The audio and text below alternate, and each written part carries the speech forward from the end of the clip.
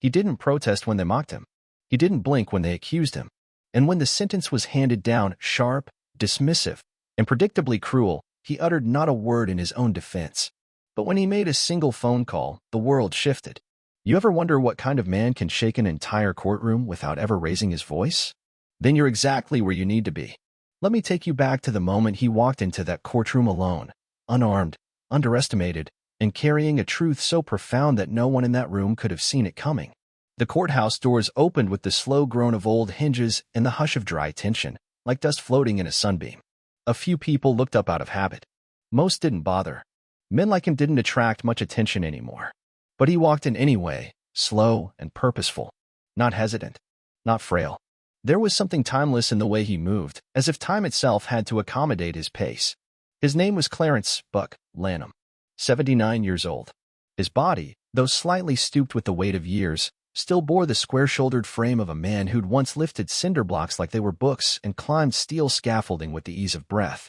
He wore a dark green flannel shirt, faded at the seams but neatly pressed. His work pants were worn but clean, their knees etched with the memory of decades of labor. And his boots, cracked, weathered, but polished, spoke of a man who refused to let time strip him of dignity. In his right hand, he held an old felt hat, its brim soft and creased, not like a relic but like a companion. He didn't wear it. He carried it, gently, like a man carries memory.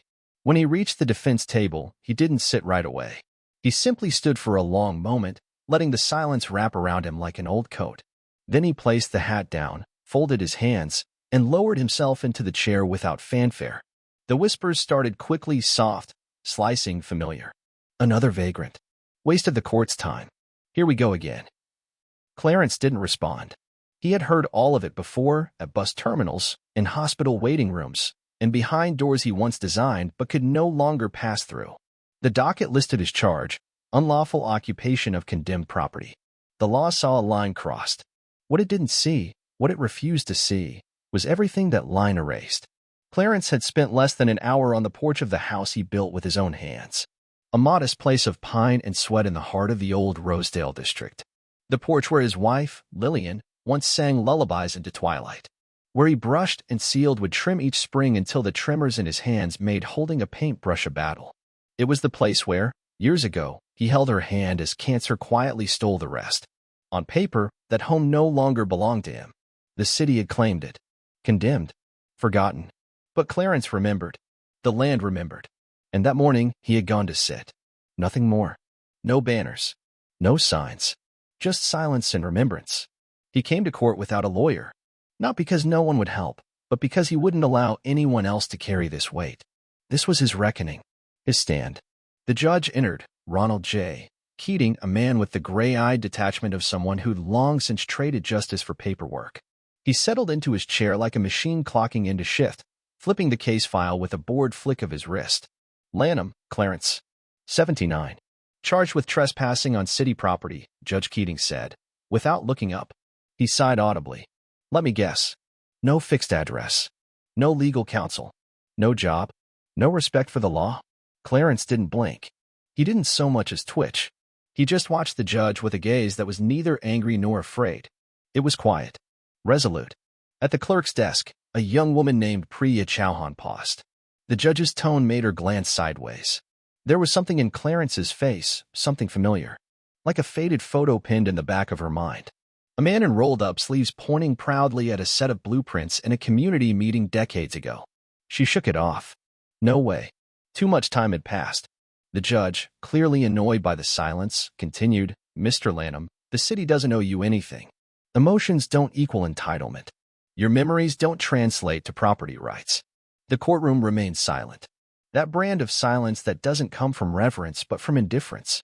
No one objected. No one spoke. Except, perhaps, in the way Clarence sat, spine straight, shoulders firm, a statue of patience and truth. Priya leaned in and whispered under her breath, this isn't what it looks like. Keating cleared his throat. We'll make this quick. Mr. Lanham, you have 2 minutes to speak before I render a sentence. Clarence didn't rise. He didn't shuffle papers or adjust a tie. He simply lifted his gaze and said, I'll speak when you're ready to listen. The judge blinked, scoffed, and leaned back like he was about to swat a fly. Mr. Lanham, are you answering or wasting time? And then Clarence spoke again. Calm. Level. Like still water over stone. That house? It wasn't just mine. I built it. With my own hands. I helped build this city. There was a chuckle from somewhere in the back. The kind of laugh that doesn't come from humor but from disbelief. A young reporter named Eric Mendoza poised his thumbs over his phone, ready to tweet something cynical. Elderly defendant claims to have built half the city. Judge rolls eyes. But something about Clarence's tone made him pause. I held a carpenter's pencil before I ever held a book, Clarence said. Framed the first shelter in Oak Bluff when I was 20. Poured concrete with Union Local 702 for 30 years. Laid bricks on 4 of the city schools. Built homes for neighbors who couldn't pay, and never asked them to. I built spaces for living. Now I stand judge for remembering. Each word dropped with weight. No shouting. No drama. Just stone-cold fact. Across the room, Priya's eyes widened. She saw it now. The man from the old planning commission photos. The war vet who came to meetings and asked the city not to sell the land behind the community center. They never listened. The judge rubbed his temples. Mr. Lanham, your nostalgia doesn't absolve your crime. Clarence met his gaze squarely. No, sir. I'm not asking for absolution. I'm saying your law forgot who helped write its foundation. The gavel came down hard. 30 days in county lockup. Clarence didn't react. He simply looked down at his wristwatch, its leather band cracked, its face smudged. Then he looked up and asked, "May I make one call?" Keating shrugged, annoyed. "Fine. To who?" "Your poker buddies." Clarence said nothing. The bailiff handed him the phone. Clarence didn't fumble, didn't hesitate. He dialed 3 numbers from memory, pressed the receiver to his ear, and said just 3 words. "It's time now." He handed the phone back. No one knew what he'd set in motion. Then came the sound. Click, click, click. Heels. Sharp. Decisive. Striking the marble in rhythmic authority. The doors opened. A woman entered, tall, focused, elegant without adornment. Dressed in a black suit so crisp it whispered command. No jewelry. No flair. Just presence. Her name was Meredith Lanham. Clarence's daughter. She didn't ask permission. Didn't hesitate. She walked straight to her father, placed one hand on his shoulder, and opened a leather folder on the defense table. Inside, property deeds, architectural blueprints, letters of commendation, photos, veterans' housing documents, land use approvals, all signed, certified, and notarized. Everything the court had ignored. Every lie unraveled. Clarence hadn't trespassed. He had returned home. Judge Keating opened his mouth, but words stalled. Meredith spoke, soft, even, and devastating. "My father didn't come here today to beg. He came to remind you. He wasn't asking for a handout. He was asking for the right to sit on the porch he built with his own hands. You took his voice. Now hear his truth." The judge leaned back like he'd been hit in the chest. There was no dramatic shout. No standing ovation. Just a slow, collective intake of breath. A courtroom realizing it had been looking the wrong way the whole time. Finally, Judge Keating croaked, "Motion granted." It didn't sound like victory. It sounded like surrender. Clarence stood slowly, put on his old felt hat, and nodded, not in thanks, but in closure. He paused at the threshold, turned back, and said, "Start listening.